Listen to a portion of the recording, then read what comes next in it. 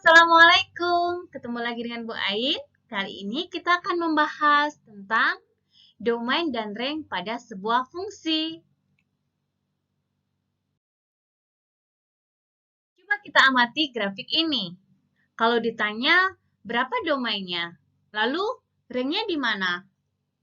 Untuk melihat hal itu, maka kita harus mengetahui apa sih yang disebut domain yang kemarin yang kita bicarakan? Betul, kalau dalam diagram Kartesius, domainnya adalah kita melihat sumbu siapa? Sumbu X, sedangkan ringnya yang ada pada kodomain yaitu ada pada sumbu Y. Kita amati, kalau kita kemarin belajar sudah tentang macam-macam fungsi, kira-kira ini tergolong fungsi apa? Betul, fungsi konstanta ya. Nah, sekarang kita amati fungsi konstanta ini. Nah, fungsi konstanta ini kita lihat dia ada pada domain berapa? Katakanlah kalau ini adalah fungsi f kita sebutnya, maka di sini domainnya kita singkat sebagai D besar, kemudian kita tuliskan f di sini. Ini adalah kita sebut sebagai domain fungsi f. Ini adalah sumbu X, dan yang ini adalah sumbu Y, maka untuk mengamati domain, kita lihat apanya tadi? Betul, sumbu X-nya ya, maka kita lihat. Ada perbedaan antara bulatan di sini. Apa artinya? Ini kita sebut sebagai bulatan kosong yang menunjukkan bahwa dia tidak ada sama dengannya. Sedangkan pada bulatan penuh di sini, artinya dia memiliki sama dengan. Maka karena kita melihat DF-nya adalah pada sumbu Y, maka garis ini ada berkisar dari siapa ke siapa. Betul, dari min 4 hingga 7. Maka DF-nya kita tuliskan di sini adalah X, karena domain, maka kita berbicara tentang variabel X-nya, fungsi X-nya, sedemikian sehingga karena X diapit oleh min 4 sama 7, maka kita tuliskan di sini min 4 hingga 7. Lalu kita amati, siapa yang ada sama dengannya? 7 ya, sedangkan min 4 di sini tidak ada sama dengannya, karena garisnya di sini bulatannya berupa bulatan yang kosong, tidak ada arsiranya putih. Sedangkan yang di sini arsiranya hitam, maka disebut sebagai bulatan yang penuh. Maka di sini kita sebut sebagai X-nya sebagai anggota bilangan real di sini. Ini adalah DF-nya. Lalu untuk ring-nya bagaimana? Kita amati bahwa yang dibicarakan pada ring adalah sumbu Y. Maka di sini kita bisa tuliskan bahwa R F sama dengan Y sedemikian sehingga. Berbicara tentang Y ya, itu adalah ringnya. Kita lihat pada garisnya, karena fungsi konstanta di sini, maka Y-nya akan selalu merujuk pada angka berapa? 2 ya, maka kita bisa tuliskan di sini bahwa fungsi tersebut memiliki ring Y sama dengan 2. Hanya Y sama dengan 2 saja. Berapapun nilai X yang dimasukkan, dia akan tetap sama dengan 2.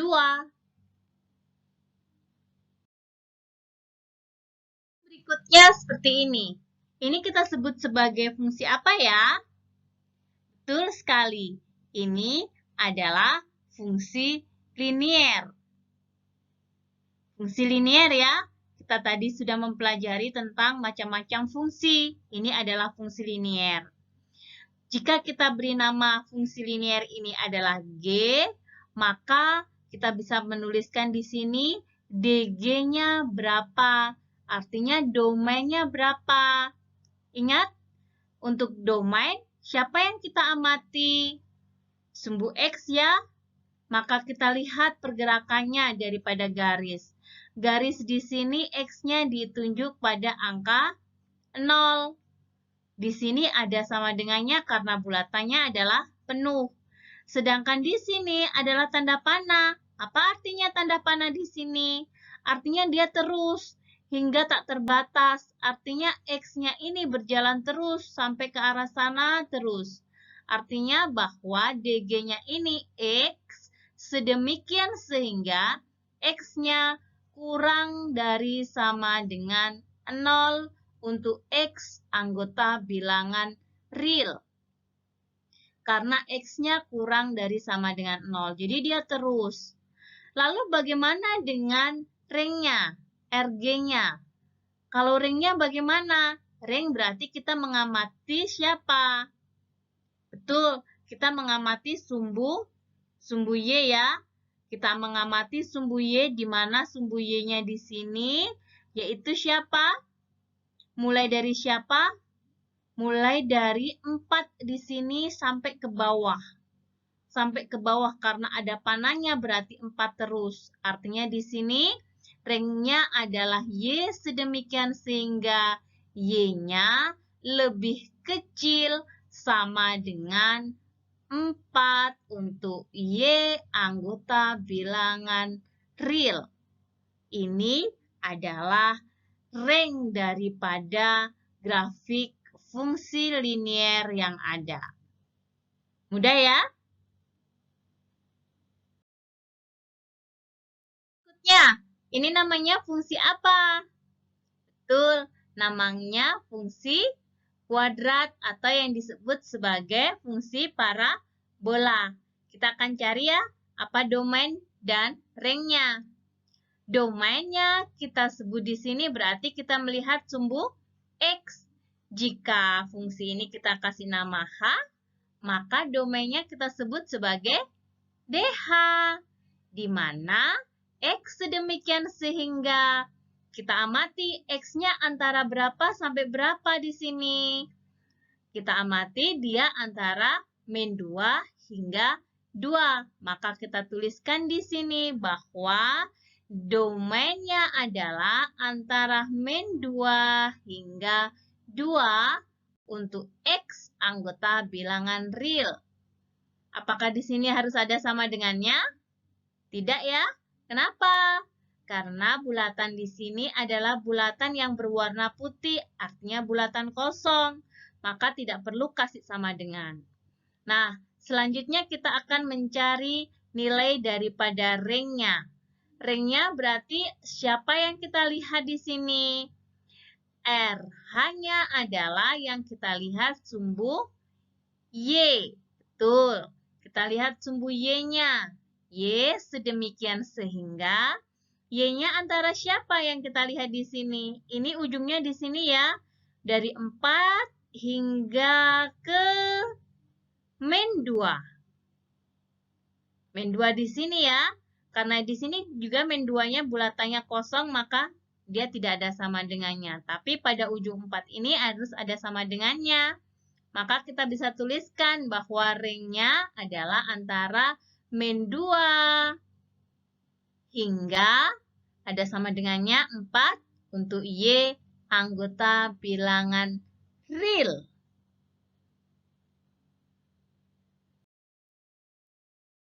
Berikutnya, kita akan menentukan asimtot pada fungsi rasional. Sebelum kita berbicara domain serta ring pada fungsi rasional, maka kita harus mengetahui apa itu asimtot pada fungsi rasional.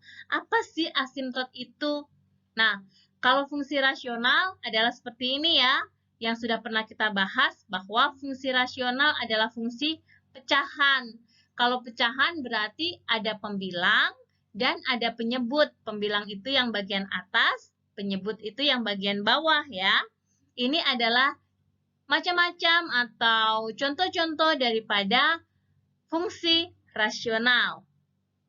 Lalu kalau grafik seperti ini, yang disebut asimtot itu yang mana? Ini adalah grafik daripada fungsi rasional untuk Y sama dengan 3 per X min 2. Dari kasus ini, dari grafik ini, kita bisa mengetahui ada garis yang tidak akan pernah dilalui oleh kurva daripada yang pertama ini dan yang kedua ini. Adalah garis yang ini, garis merah ini.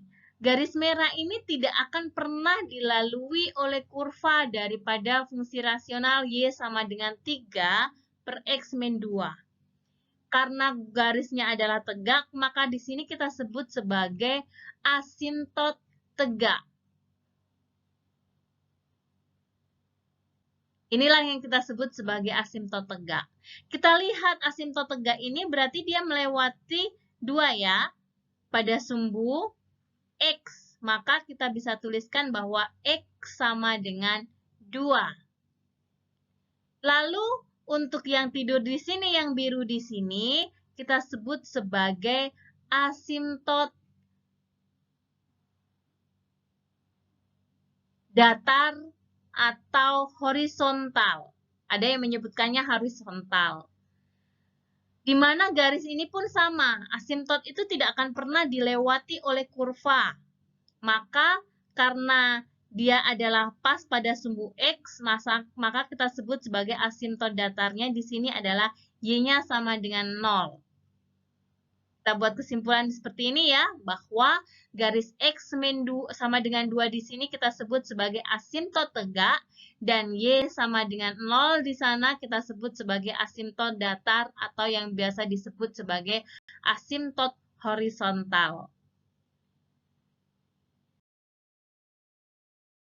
Coba kita perhatikan kasus ini.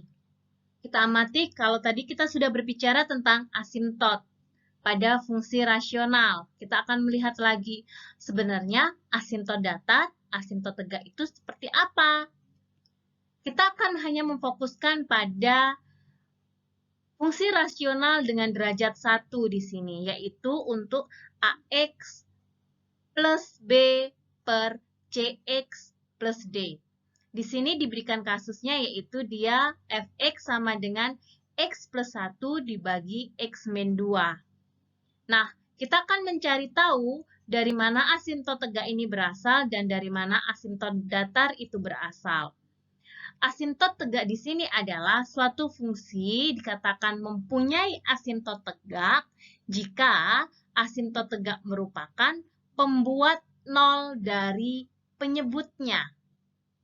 Ingat bahwa fungsi rasional itu punya pembilang dan penyebut ya. Yang atas itu kita sebut sebagai pembilang. Dan yang bawah kita sebut sebagai penyebut di sini. Maka untuk melihat berapa atau apa asintot tegak daripada fungsi rasional tersebut, maka kita melihat penyebutnya, yaitu X min 2 di sini. Agar mendapatkan asintot tegak, maka kita buat pembuat nolnya. Kita buat sama dengan 0. Maka di sini kita dapatkan X sama dengan 2. Inilah yang kita sebut sebagai asintot tegak. Nah, lalu bagaimana dengan asintot datarnya?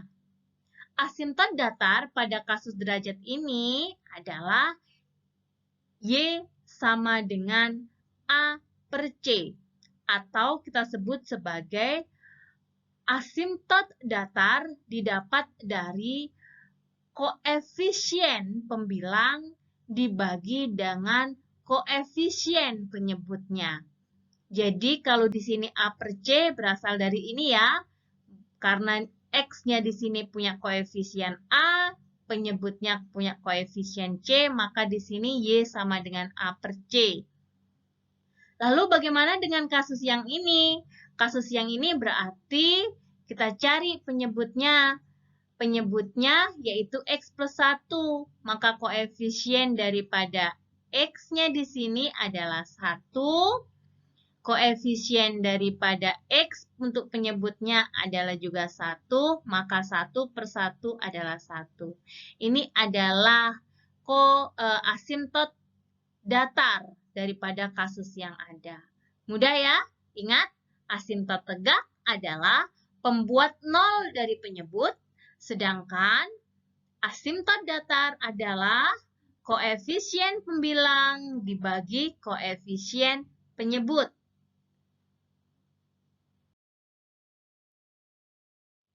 Apabila diberikan kasus yang semacam ini, yaitu kalau di sini bisa dituliskan bahwa f x di sini sama dengan 2x plus 1 per min x plus 1. Di sini adalah fx sama dengan 2x plus 1 per x plus 1. Maka kita akan cari apa sih yang disebut asimtot tegaknya. Ingat tadi, asimtot tegak siapa? Betul, kalau tegak kita lihat pembuat 0 penyebutnya. Karena penyebutnya adalah min x plus 1, maka pembuat 0-nya kita buat sama dengan 0, maka x-nya sama dengan 1. Maka di sini asimtot tegaknya adalah x sama dengan 1. Lalu bagaimana dengan asimtot datarnya? Yang disebut asimtot datar apa?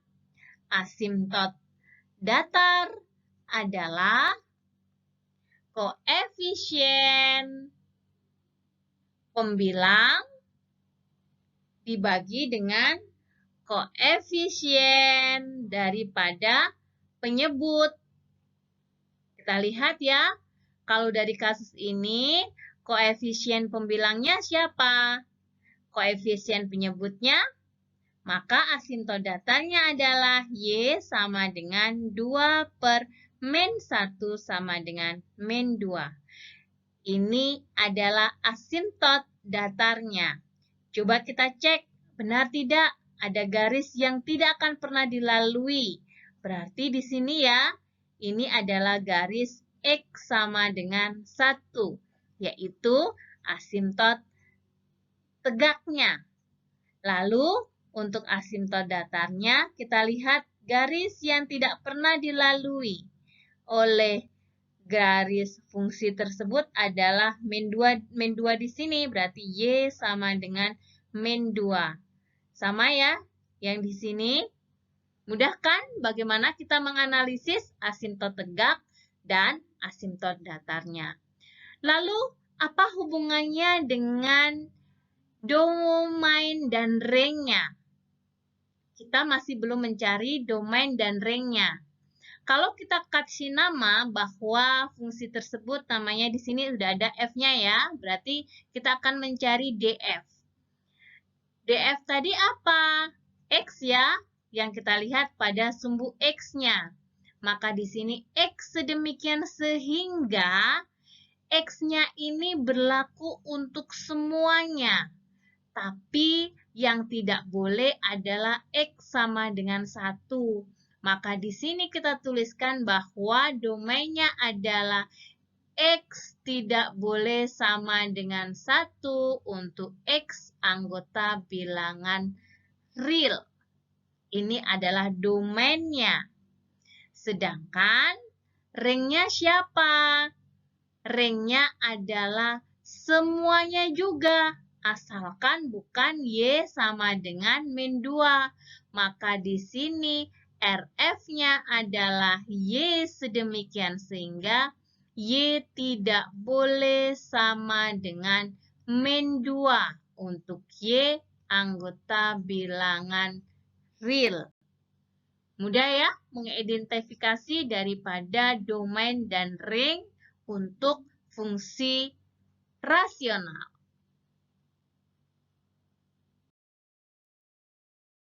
Bahwa hidup itu bukan tentang apa yang kita inginkan, tapi bagaimana kita menghargai apa yang kita punyai. Sampai jumpa.